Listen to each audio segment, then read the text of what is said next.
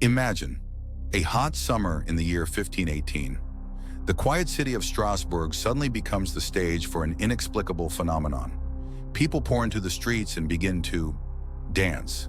Not joyfully, not festively, but uncontrollably to the point of exhaustion. They can't stop even when their bodies give out. What was it? Mass hysteria? A curse? Or perhaps something much more terrifying?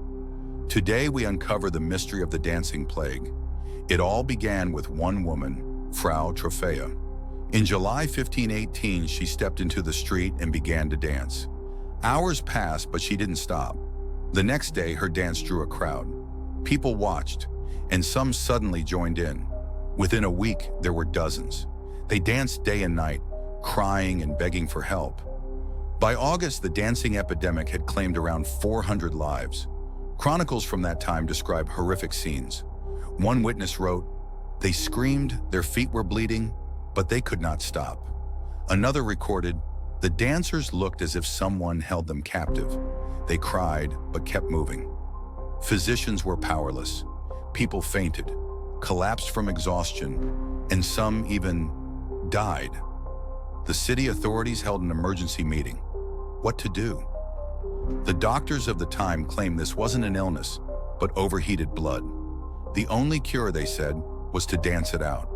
They even set up stages and hired musicians to help cure the victims. But it only made things worse. What was it? Scientists have several theories. One suggests mass hysteria triggered by stress and famine. Another, poisoning from ergot fungus, which contains LSD-like substances that cause hallucinations. Or perhaps it was an ancient ritual gone out of control. This wasn't an isolated event.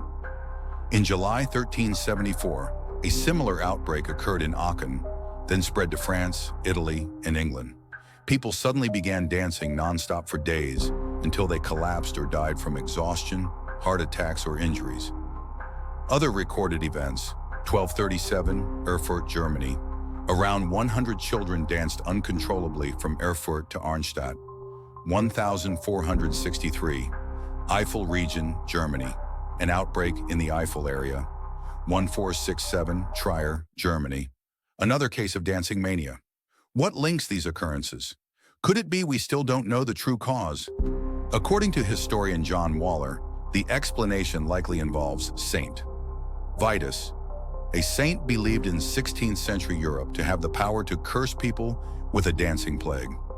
Combined with the horrors of disease and famine in Strasbourg in 1518, superstitions surrounding Saint Vitus may have sparked a stress-induced hysteria that swept the city.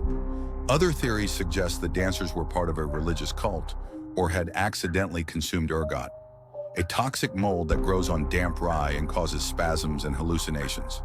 To this day, the true cause of the dancing plague remains unknown. Historians, psychologists, and medical experts still study it as a case of mass psychogenic illness in human history. But history has a strange way of repeating itself. What if it could happen again? What do you think was the real reason? Share your thoughts in the comments, and don't forget to subscribe if you want to hear more mystical stories.